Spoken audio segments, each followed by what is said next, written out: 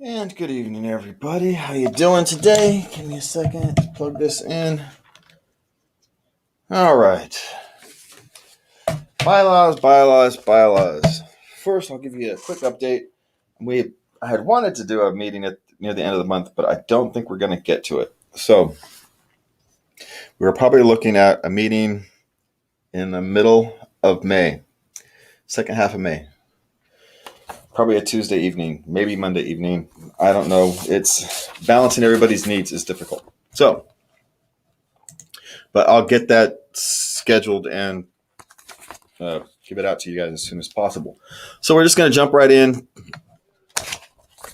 to the bylaws. We do need to have a meeting in May so we can change the bylaws because they do need to be updated, which we've talked about before. And we're just going to go through them. From my perspective, I only see a handful of things that I would want to see dealt with. Some of them are just structural, just kind of an annoyance. And it's actually really only three things as I look through it. All right. Now, other people will look at it and will have different perspectives. And so that's why we have a group of 5 people looking at this so we can all kind of take our own perspective. So for me, the first thing I wanted for us to notice was I yanked out, from my copy anyway, this whole judicial committee. It was labeled as an optional in the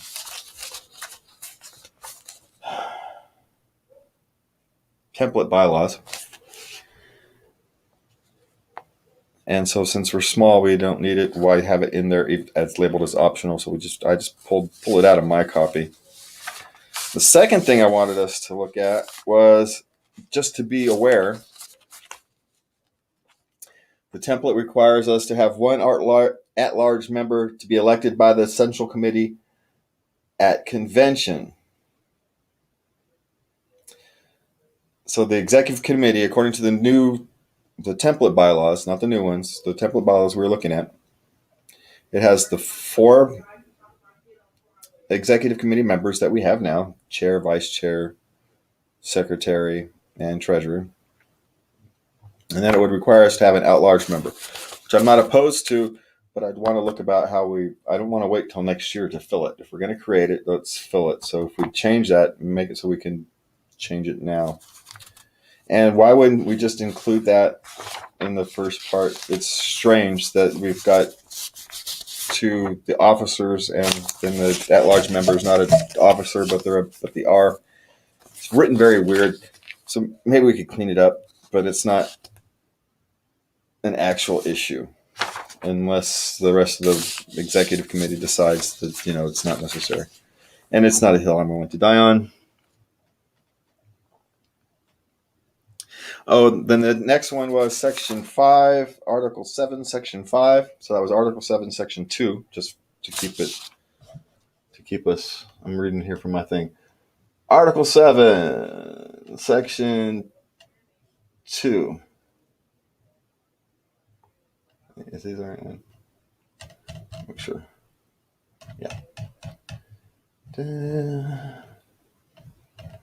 We scroll down. So there we are. That large member. Sorry. For those of you watching that screwed up, I forgot that I was supposed to be doing this on the screen. At-large member connected at the convention. So I'd want to change that so we can elect it at the meeting or have the board appoint it or do it with it altogether.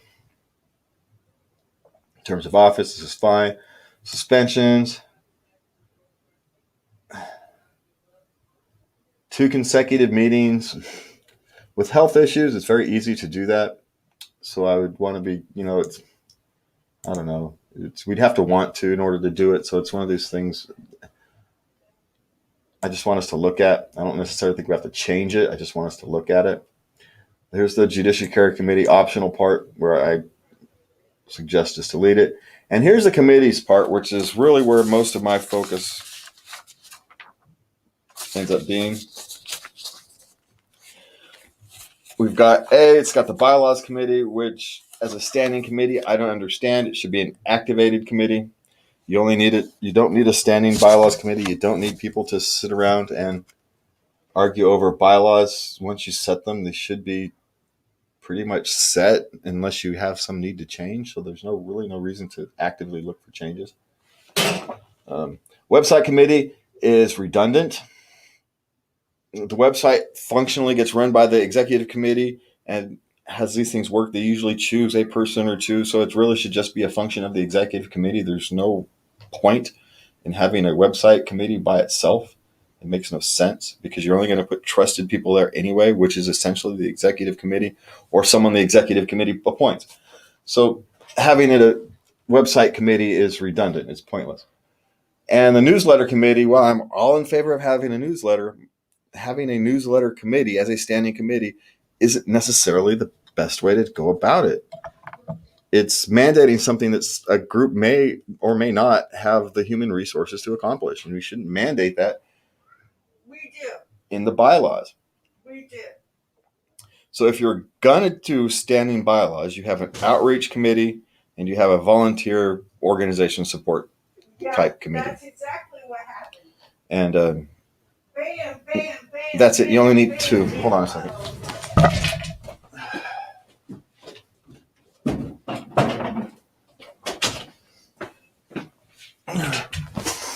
Sorry about that. Okay. So there's really no need for having that specific committees. You create something like an outreach committee, which creates content, and then you have the volunteer committee, which organizes and supports your volunteers to distribute that content. That's how these things should work. And then under that, if a volunteer committee wants to have a subcommittee that takes care of the newsletter, then they can. Or if the outreach subcommittee wants to take care of the newsletter, the board decides which one of those groups can deal with that. In the long term, as you grow, you may want a couple other committees. You maybe have a fundraising committee, and you have something like a legislative committee. But that's not in an immediate need, so there's no reason for us to deal with that. You can roll those duties up into any of these other two committees. You can have the volunteer committee do legislative. You can have the outreach committee, do fundraising. However you want to do those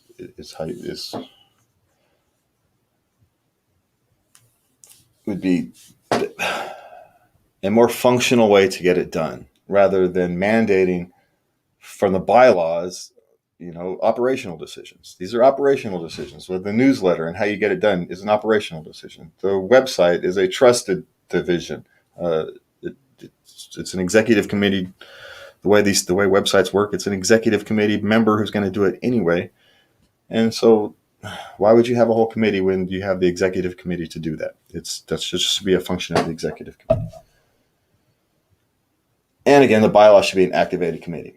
I wouldn't argue over it because you just don't do anything, which is my whole point. Is why have a committee if you're just going to sit on it until an issue comes up that you need to deal with?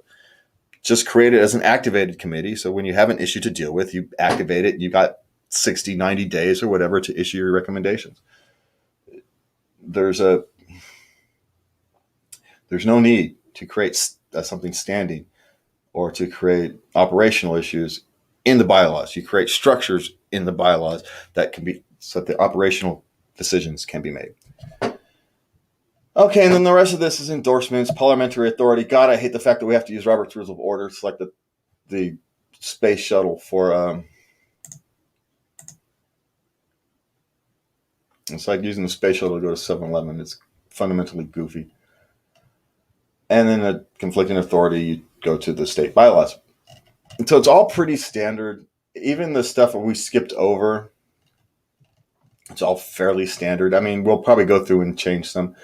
I want to make sure that other electronic means, we are clear that Zoom meetings can be used as meetings even in normal times if it's the will of not just the executive committee, the population in general. I think that's important. If they want to start having, meetings, if we need to have dual meetings, we want to have, in-person and online meetings, we have to figure out how to do that technically. But these are issues that we should have the freedom to make the decision, and we should make sure that that's viable in the bylaws. And that is essentially it.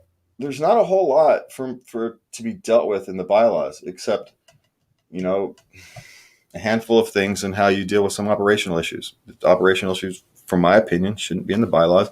You put structural issues so the structure can deal with the operation. And that's kind of it. If you guys would like to continue the chat, we do have the Zoom meeting going on over here. So I'm going to stop sharing my screen. I didn't realize I had the waiting room still left on. Hey, Kevin, how you doing? Oh, I can't complain. I didn't even realize I usually turn off the waiting room. I didn't. I forgot